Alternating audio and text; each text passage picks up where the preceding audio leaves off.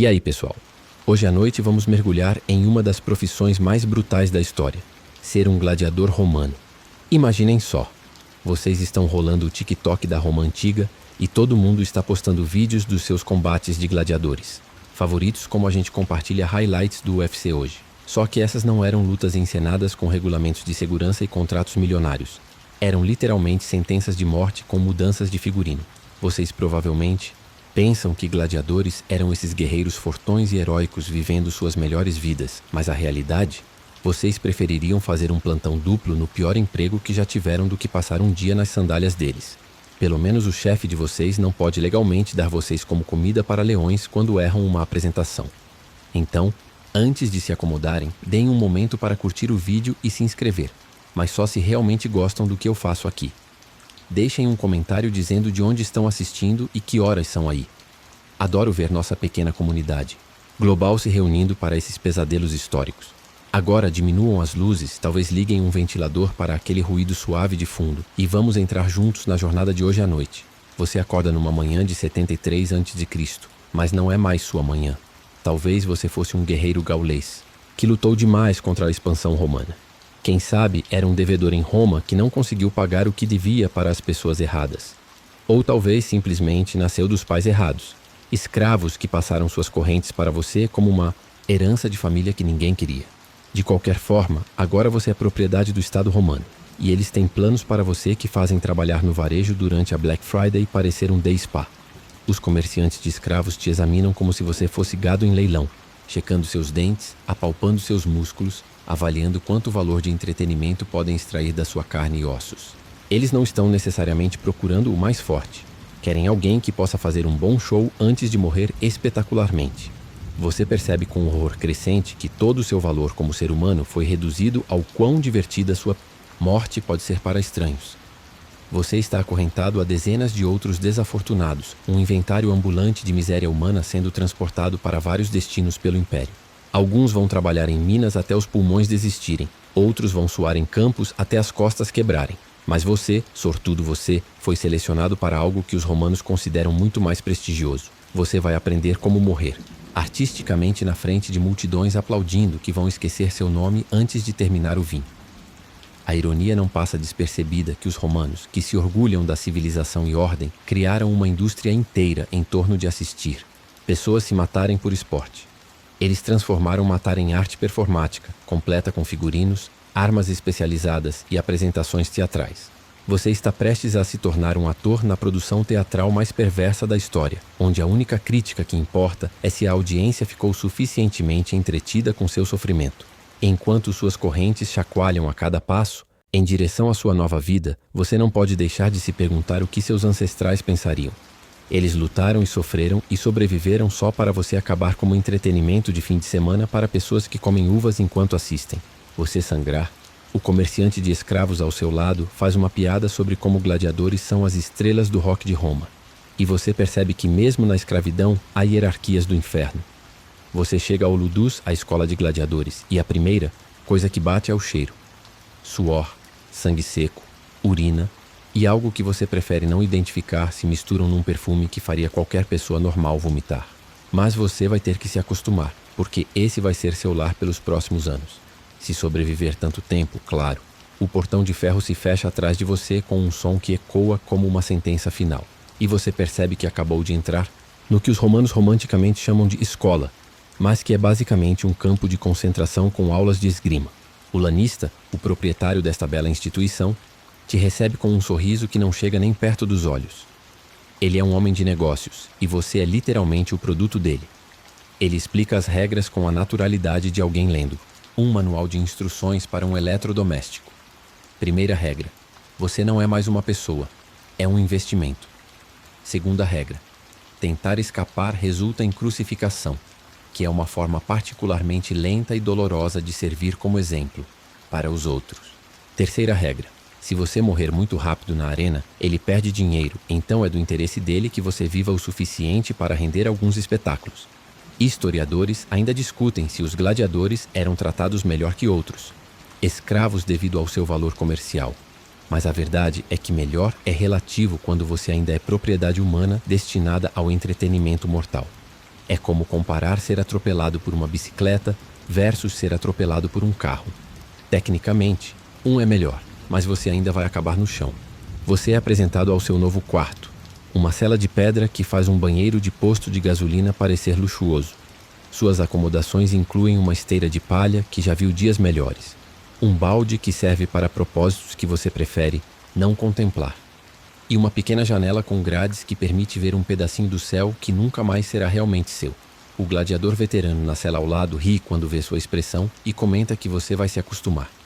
Ele está lá há 3 anos, o que no mundo dos gladiadores é praticamente uma aposentadoria. A hierarquia dentro do Ludus é mais complexa que a política de escritório.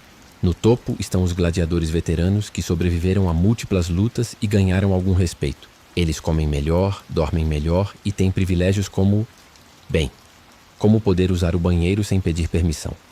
Logo abaixo estão os gladiadores, intermediários que já provaram que podem morrer de forma interessante, mas ainda não conquistaram status de celebridade.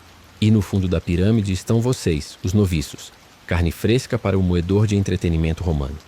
Os treinadores, ex-gladiadores que tiveram a sorte de sobreviver tempo suficiente para se aposentar, circulam como fantasmas de Natal mostrando seu futuro.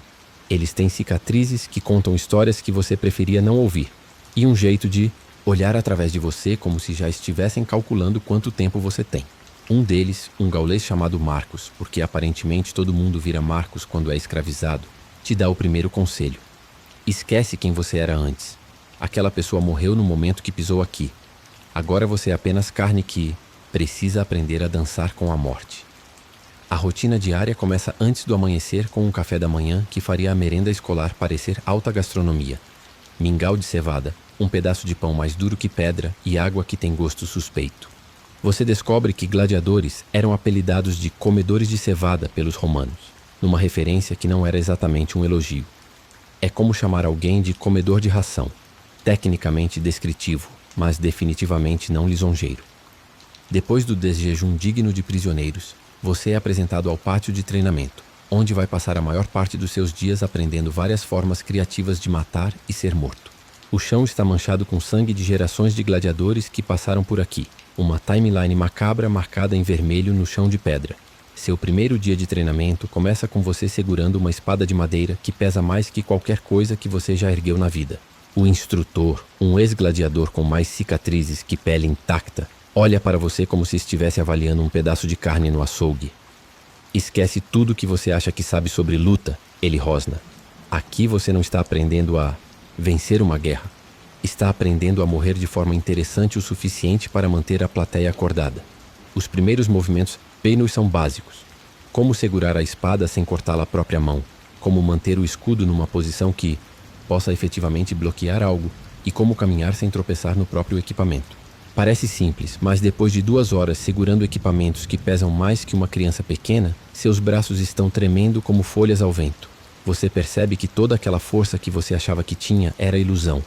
Músculos de fazendeiro ou guerreiro tribal não se comparam aos músculos especializados que você precisa para sobreviver na arena. O treinamento básico inclui exercícios que fariam um personal trainer moderno ser processado por crueldade. Você passa horas atacando um poste de madeira chamado palus com a espada de treino, até suas mãos ficarem em carne viva e seus ombros gritarem de dor. É como fazer flexões, só que se você parar, eventualmente vai morrer numa arena enquanto milhares de pessoas comem amendoim e apostam na sua morte. Motivação extra, digamos assim. Historiadores ainda discutem se os gladiadores realmente treinavam 8 horas por dia como os registros sugerem, mas considerando que a alternativa era morte garantida, provavelmente era melhor pecar pelo excesso de preparação.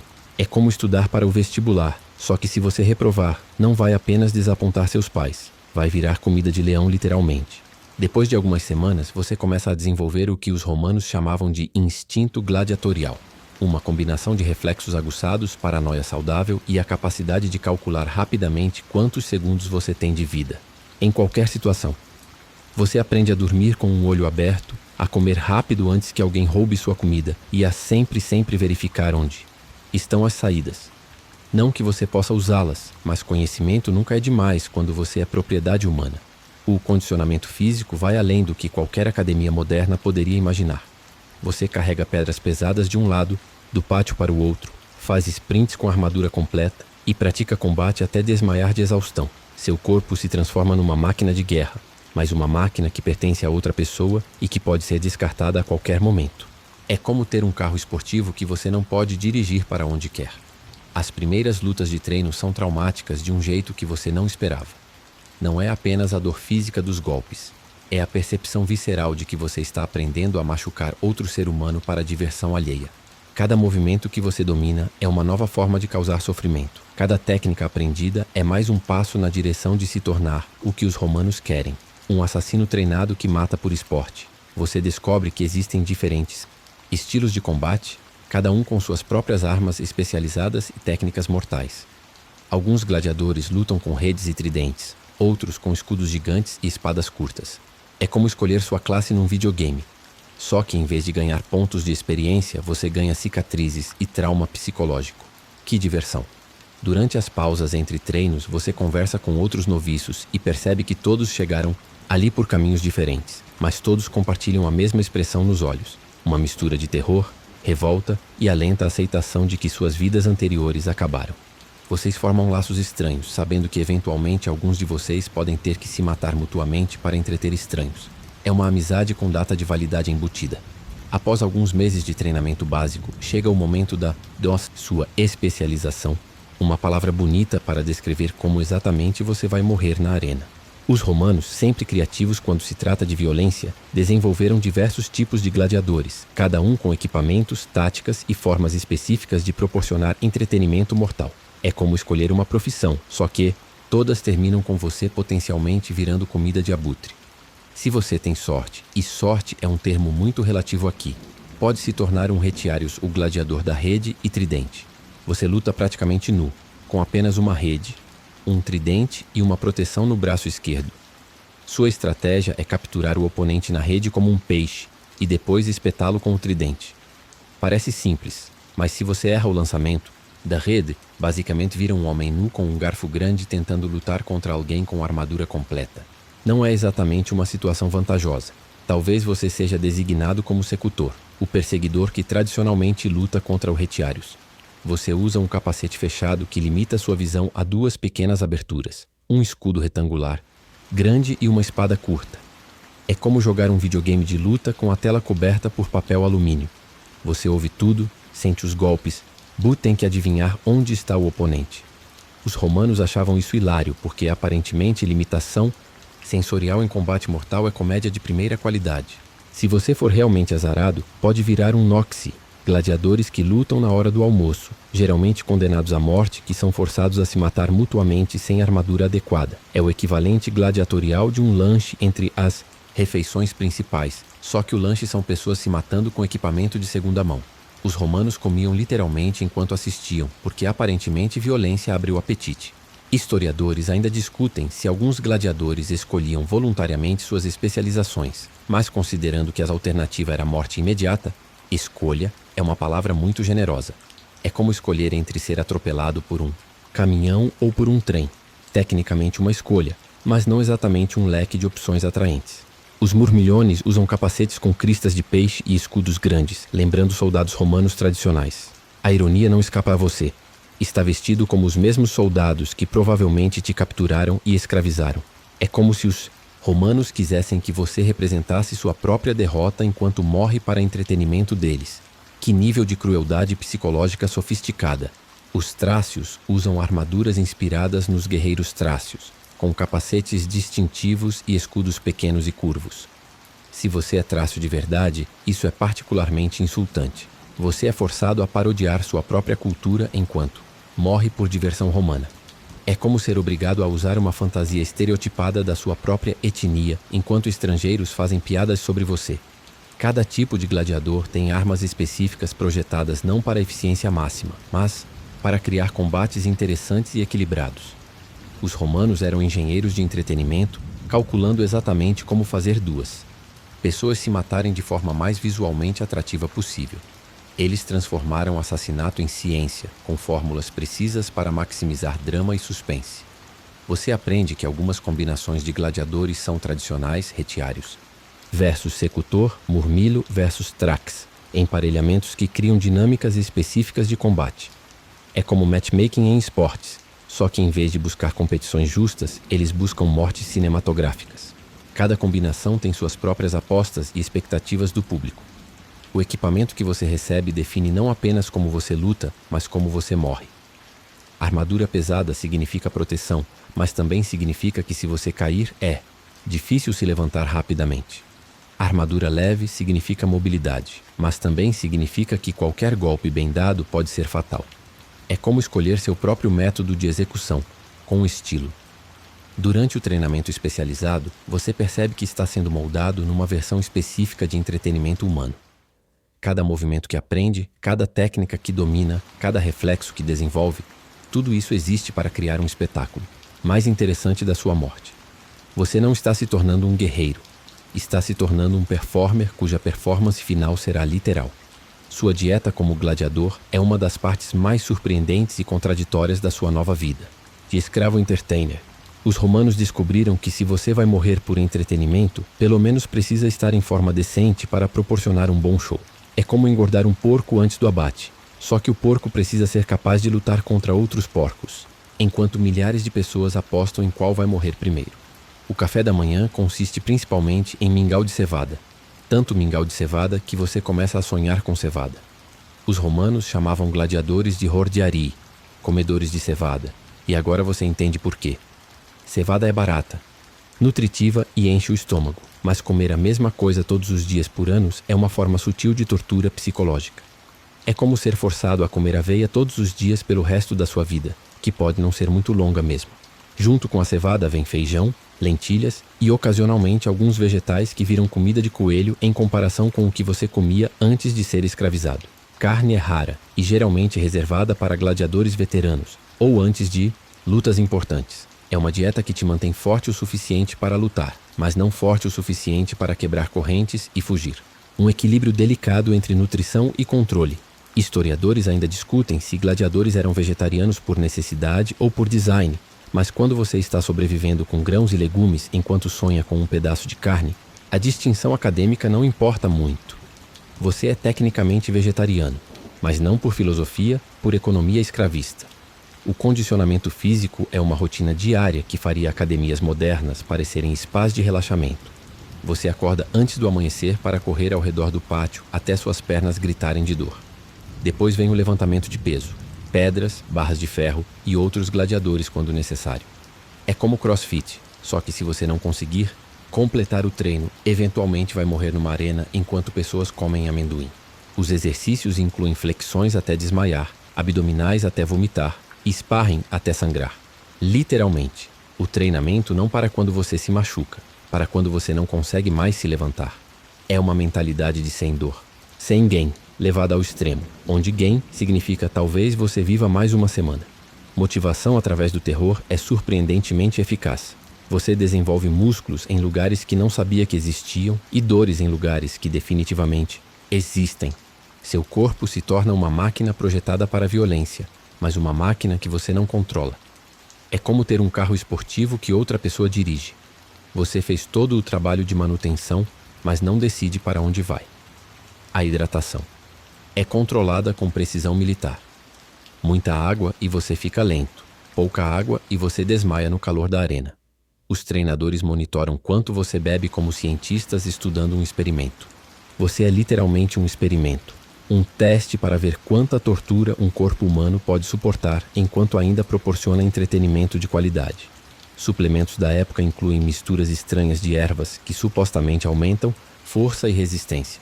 Algumas funcionam, outras têm gosto de terra misturada com esperança. Você bebe tudo porque recusar pode significar punição. E punição, quando você já é um escravo gladiador, é criativa de formas que você prefere não descobrir. O sono é outro elemento controlado. Você dorme o suficiente para se recuperar dos treinos, mas não o suficiente para planejar fugas elaboradas ou formar conspirações complexas. É insônia administrada, cansaço calculado para manter você funcional, mas não perigoso.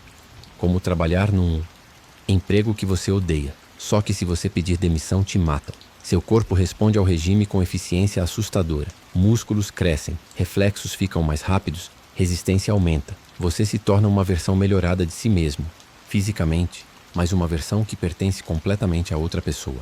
É bodybuilding involuntário. Você constrói o corpo perfeito para morrer artisticamente. A hierarquia dentro do Ludus é mais complexa que a política de um escritório corporativo. Só que em vez de brigar por promoções, vocês estão, literalmente, brigando para não morrer. No topo da pirâmide social dos gladiadores estão os veteranos, aqueles que sobreviveram tempo suficiente para ganhar nomes artísticos e ter fãs na multidão. Eles comem melhor, dormem em celas ligeiramente, menos miseráveis e têm o privilégio de escolher com quais armas vão potencialmente morrer. É como ser promovido a gerente numa empresa onde o bônus de fim de ano é não ser executado publicamente. Os gladiadores veteranos têm uma aura quase mística, cercados por histórias de vitórias épicas e mortes que evitaram por centímetros. Eles caminham pelo Ludus como fantasmas de Natal mostrando seu futuro. Se você tiver muita sorte e habilidade, pode um dia ter cicatrizes tão impressionantes quanto as deles. Claro que a maioria não chega lá. Mas sempre é bom ter objetivos, mesmo que sejam objetivos como sobreviver até quinta-feira. Logo abaixo estão os gladiadores intermediários, que já provaram que podem proporcionar entretenimento de qualidade sem morrer muito rapidamente. Eles têm algum reconhecimento, alguns privilégios menores e a distinção duvidosa de saber exatamente o quão próximos estão da morte a qualquer momento. É como estar na classe média da escravidão, melhor, que os de baixo, mas ainda fundamentalmente sem controle sobre o próprio destino. No fundo da hierarquia estão vocês, os noviços. Carne fresca para o moedor de entretenimento romano. Vocês comem os restos, dormem nas piores celas e são tratados como os recursos descartáveis que tecnicamente são. Os veteranos mal olham para vocês, sabendo que a maioria não vai durar o suficiente para valer a pena lembrar os nomes. É como ser estagiário numa empresa, só que se você não impressionar, não vai apenas ser demitido, vai ser morto publicamente. Historiadores ainda discutem se havia solidariedade genuína entre gladiadores ou se a competição por sobrevivência tornava relações impossíveis, mas a verdade é que vocês desenvolvem laços estranhos e contraditórios. São simultaneamente irmãos de sofrimento e potenciais executores uns dos outros. É como fazer amizade com colegas de trabalho, sabendo que eventualmente podem ter que se matar para uma promoção. As alianças se formam baseadas em origem, habilidade e, estranhamente, compatibilidade de personalidade. Gladiadores gauleses tendem a se agrupar, assim como os germânicos e os trácios. É como segregação voluntária baseada em nostalgia, compartilhada por liberdades perdidas. Vocês falam sobre casa em línguas que estão sendo lentamente esquecidas, mantendo culturas vivas em sussurros entre as celas. O lanista joga vocês uns contra os outros com a habilidade de um psicólogo, manipulador. Ele oferece pequenos privilégios para criar rivalidades, promove alguns rapidamente para inspirar inveja e sempre deixa claro que a única forma de melhorar de vida é através da morte dos colegas. É gestão de recursos humanos aplicada à escravidão gladiatorial, motivação através de competição letal. Os treinadores, ex-gladiadores que sobreviveram tempo suficiente para se aposentar, ocupam uma posição única na hierarquia. Eles não são mais propriedade, mas também não são completamente livres. São como supervisores numa fábrica, encarregados de manter a produção. Só que a produção são corpos treinados para morrer espetacularmente. Alguns têm simpatia genuína pelos novatos, outros se tornaram sádicos que encontram prazer no sofrimento que já não podem mais evitar. Existe até política entre os diferentes ludus da região. Gladiadores de escolas rivais desenvolvem rivalidades que vão além das lutas individuais. É como guerra entre gangues, só que sancionada pelo Estado e transformada em entretenimento público. Vocês torcem para que gladiadores da sua escola derrotem os das outras, uma forma patética de orgulho institucional quando você é propriedade da instituição. As relações com os guardas são particularmente tensas. Eles são livres, vocês são escravos, mas eles passam os dias assistindo vocês se tornarem máquinas de matar mais eficazes que eles próprios. Existe um respeito grudado misturado com medo mútuo. Eles sabem que vocês poderiam matá-los, facilmente em combate individual, mas também sabem que tem todo o poder do Estado romano por trás deles. A hierarquia se manifesta em detalhes pequenos, mas significativos. Quem come primeiro, quem usa o banho primeiro, quem tem direito à sombra durante os treinos. São migalhas de dignidade numa existência que foi projetada para ser indigna, pequenos marcos de status numa sociedade onde seu status máximo é entretenimento humano de qualidade. O dia da sua primeira luta na arena chega com a inevitabilidade de uma execução marcada, porque é exatamente isso, que é Você acorda antes do amanhecer com o estômago embrulhado e as mãos tremendo de uma forma que todo o treinamento do mundo não conseguiu eliminar. É como ter que fazer uma apresentação no trabalho, só que se você esquecer suas falas, não vai apenas passar vergonha. Vai morrer enquanto 50.000 pessoas comem amendoim e apostam em quanto tempo você demora para sangrar até a morte. O ritual de preparação é uma mistura bizarra de cerimônia religiosa e rotina de vestiário esportivo. Você põe sua armadura peça por peça, cada item pesando não apenas fisicamente, mas simbolicamente. Cada fivela que você ajusta pode ser a última que vai tocar. Cada proteção que você coloca pode não ser suficiente para te manter vivo nas próximas horas. É como se vestir para o próprio funeral, só que você está acordado para assistir. Os outros gladiadores que lutam, no mesmo dia desenvolvem uma camaradagem estranha e silenciosa.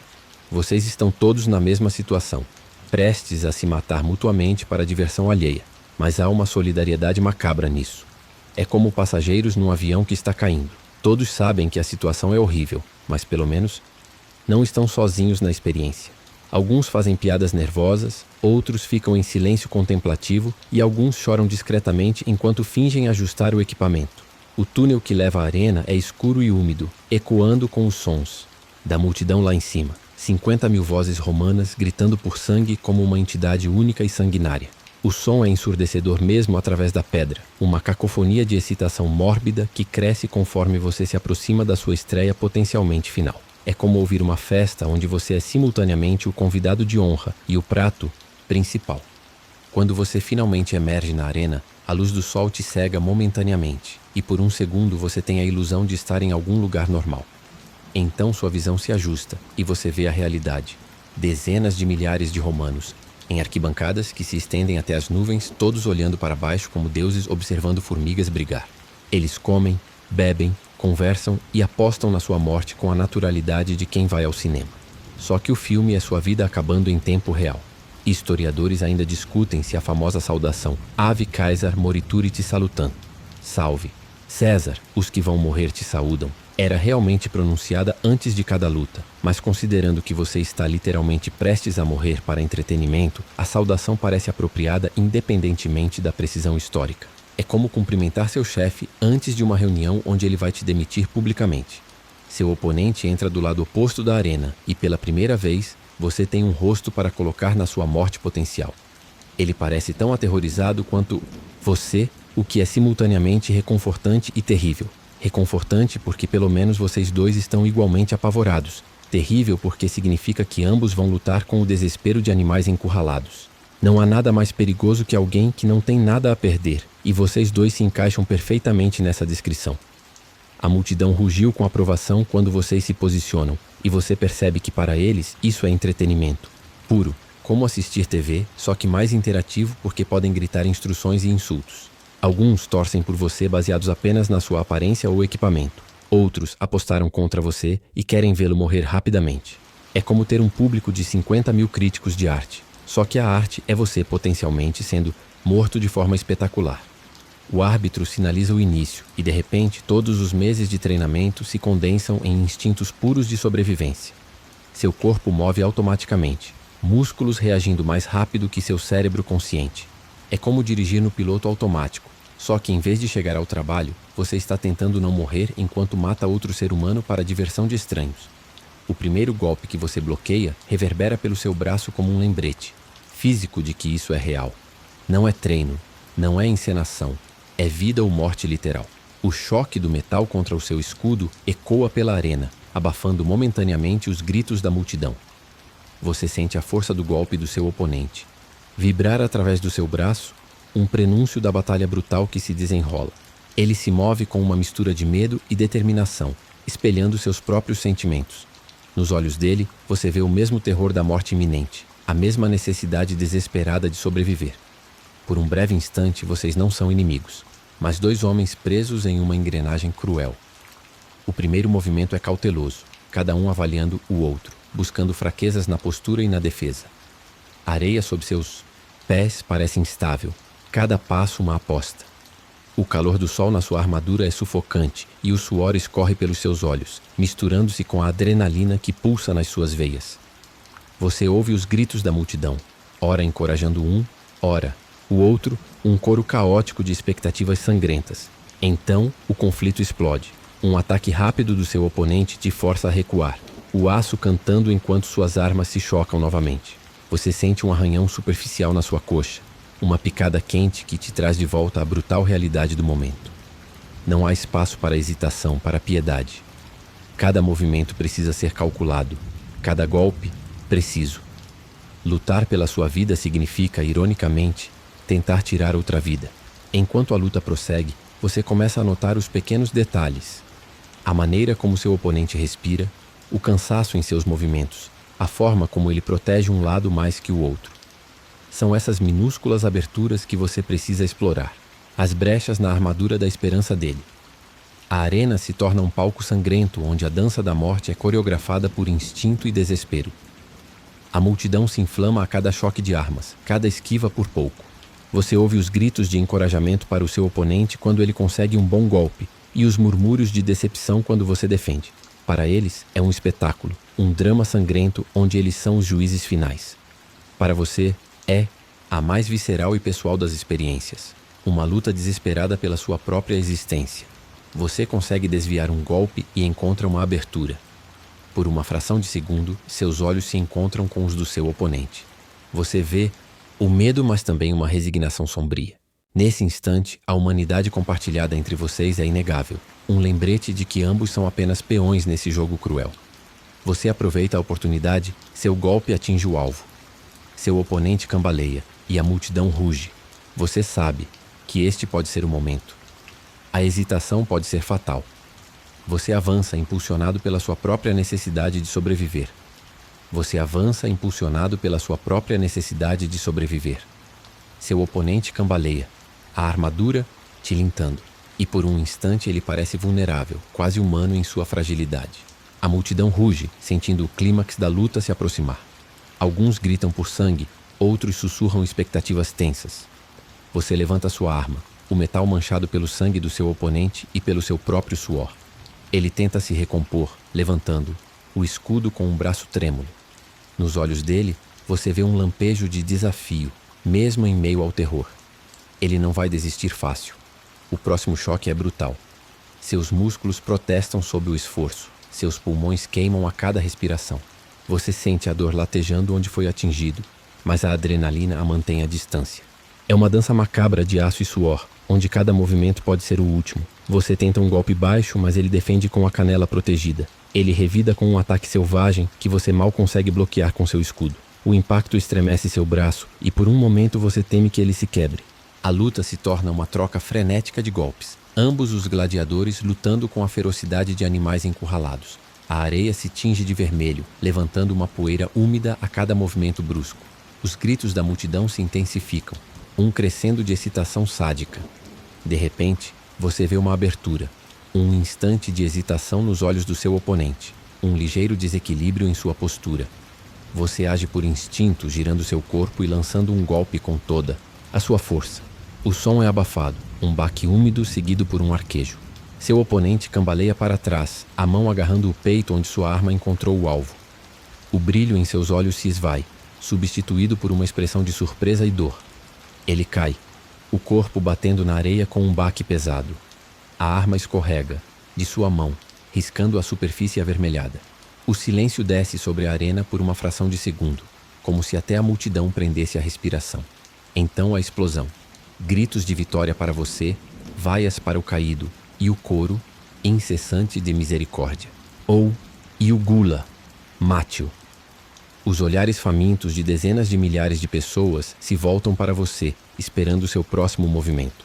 O árbitro se aproxima do seu oponente caído, verificando se ele ainda representa uma ameaça. Ele então olha para você, esperando seu gesto. O destino do outro homem está agora em suas mãos. O olhar do seu oponente caído encontra o seu. Há um misto de dor e aceitação em seus olhos, um reconhecimento sombrio do destino. Por um breve instante você vê além do gladiador, para o homem ali, assim como você, jogado nessa arena mortal. A multidão grita uma cacofonia de exigências. Alguns acenam com o polegar para cima, clamando por misericórdia. Outros apontam o polegar para baixo, sedentos por sangue. O imperador, ou seu representante, observa da tribuna seu rosto ilegível. Em sua mente, flashes do treinamento, da camaradagem silenciosa nos túneis, do medo compartilhado antes da luta. Este homem lutou com coragem, assim como você. Ele sentiu o mesmo terror, a mesma esperança tênue de sobrevivência. Com um suspiro quase inaudível, você olha para o árbitro e em seguida para o seu oponente. Lentamente, hesitantemente, você abaixa sua arma. O murmúrio da multidão é imediato. Alguns aplaudem, talvez surpresos ou até admirados pela sua clemência. Outros vaiam, frustrados com a falta de um final sangrento. O árbitro espera, observando a reação da tribuna imperial. Se o imperador sinalizar para baixo, sua decisão não importará. Mas por ora, o destino do seu oponente repousa na sua ação. O medo te atinge como um golpe, gelado e paralisante. Os vaios se intensificam, alguns arremessando frutas e pedras, pequenas na sua direção. Você ouve os gritos raivosos daqueles que apostaram na morte do seu oponente. Sua clemência vista como uma afronta ao espetáculo. Você se sente exposto, vulnerável, quase como se tivesse cometido um erro maior do que se tivesse desferido o golpe fatal. A aprovação silenciosa de alguns é abafada pela fúria barulhenta de muitos. Você percebe que para uma parcela significativa da multidão, a misericórdia é uma decepção, um anticlímax indesejado. O árbitro aguarda a decisão da tribuna imperial, a sua ação suspensa no julgamento do César. Cada segundo de silêncio parece uma eternidade, carregada da tensão da expectativa. Você mantém o olhar fixo no imperador, tentando decifrar sua expressão, buscando qualquer sinal que possa indicar o destino do seu oponente, e talvez o seu próprio. A sensação de ter o olhar de dezenas de milhares de pessoas fixo em você é opressora. Você se sente julgado não apenas pela sua habilidade de lutar, mas pela sua decisão de poupar uma vida. Em um lugar onde a morte é entretenimento, a vida pode ser vista como um insulto. O imperador, sentado em sua tribuna adornada, observa a cena com um semblante indecifrável. Ele apoiou o queixo em uma das mãos, o olhar fixo no gladiador caído e em seguida em você, parado com a arma abaixada. O barulho da multidão chega até ele como um murmúrio distante, uma mistura de aprovação hesitante e raiva frustrada. Ele já viu inúmeras lutas, incontáveis vidas ceifadas para o entretenimento de Roma. A misericórdia não é um espetáculo comum. Ele pondera por um momento. Um gladiador morto é um espetáculo rápido e final. Um gladiador poupado.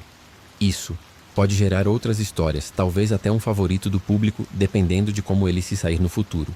Há um elemento de imprevisibilidade aqui que pode ser interessante, talvez até lucrativo para os lanistas. Lentamente, quase preguiçosamente, o imperador levanta a mão. O silêncio na arena se torna quase absoluto, a multidão prendendo-a. Respiração. Os olhos fixos no seu gesto. Um rugido ensurdecedor varre a arena. A maioria da multidão explode em aprovação, suas expectativas de um final sangrento sendo atendidas. Alguns poucos vaiam à decisão. Talvez aqueles que se impressionaram com sua clemência ou que apostaram na sobrevivência do outro gladiador. Seu coração afunda. Apesar do seu ato de misericórdia, a sede de sangue do público e a decisão final do imperador prevalecem. A vida que você poupou por um instante agora será tomada. O árbitro olha para você, um olhar que diz: você fez sua parte, mas a decisão não é sua. Ele então se volta para o seu oponente caído e faz um sinal. Você vê a compreensão sombria no rosto do outro gladiador. Ele tentou se levantar, mas cambaleia, fraco demais. Ele fecha os olhos, talvez em resignação. Um nó se forma na sua garganta. A ordem do imperador ecoa na sua mente, mas a imagem do terror nos olhos do seu oponente, misturada com a breve esperança quando você abaixou a arma, te paralisa.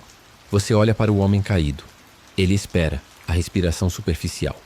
A multidão ruge, impaciente, sedenta pelo desfecho final. O árbitro aguarda seu movimento, a mão pairando sobre ele caso você hesite demais. Apesar do medo da reação, da multidão e da desaprovação imperial implícita no gesto, você não consegue. A ideia de tirar uma vida indefesa depois de ter escolhido a clemência é insuportável. Você permanece parado, a arma pendurada frouxamente ao seu lado, ignorando os gritos e vaias que agora se intensificam. Você não consegue fazer isso.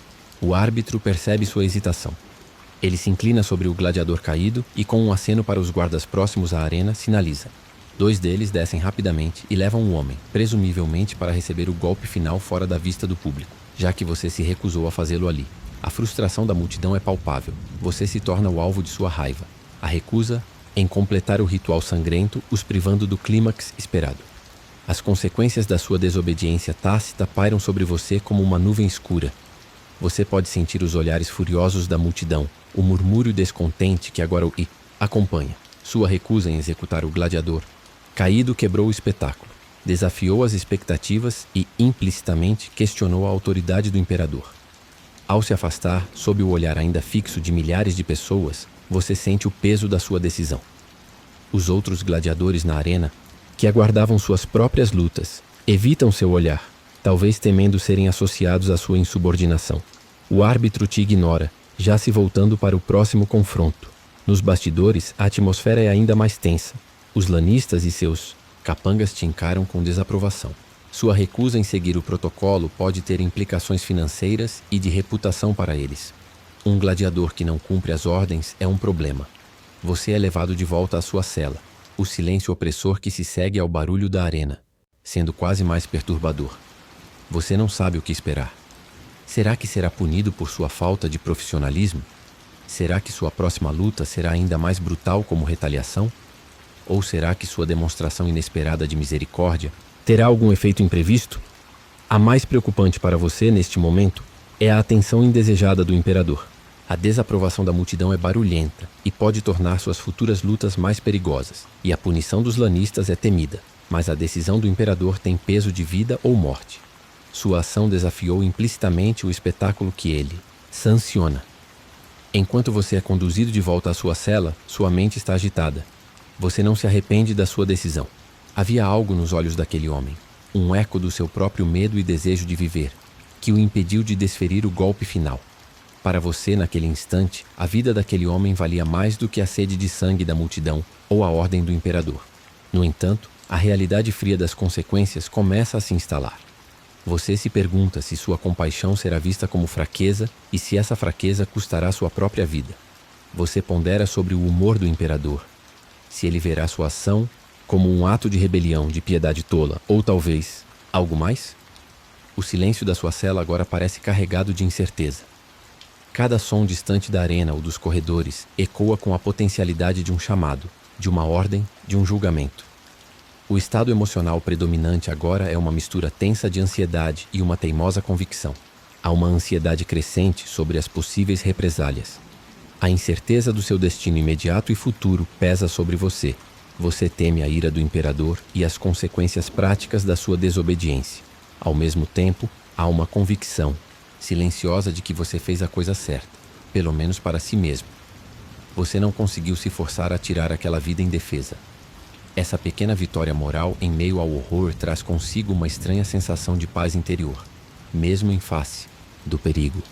É um paradoxo, medo do futuro, mas uma certa firmeza no presente por ter agido de acordo com sua própria consciência.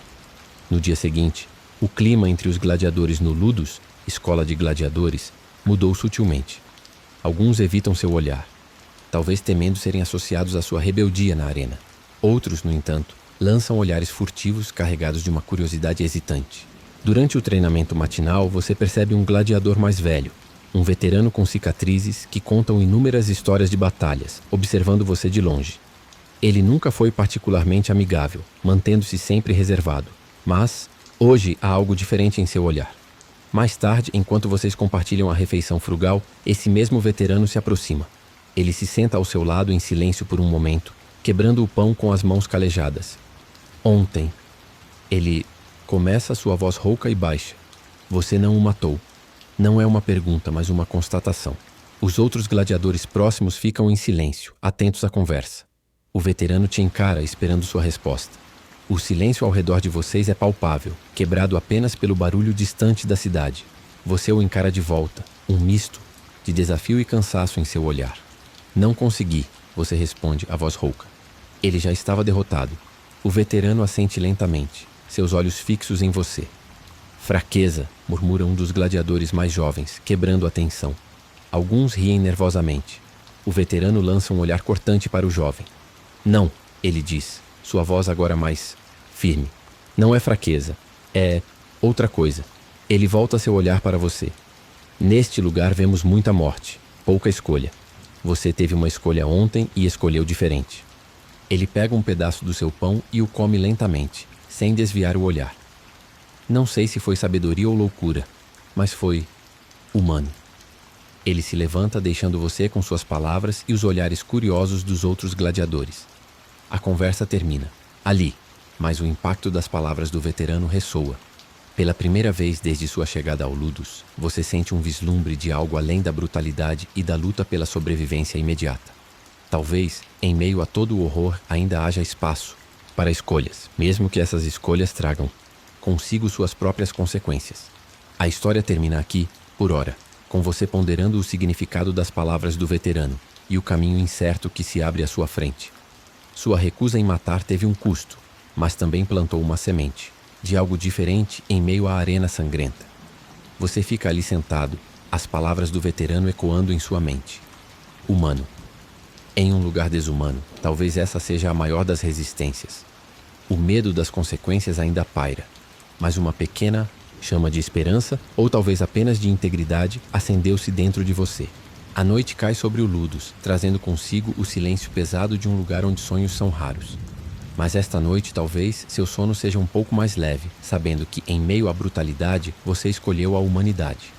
Espero que você também tenha uma ótima noite de sono. Que seus sonhos sejam tranquilos e revigorantes. Até a próxima!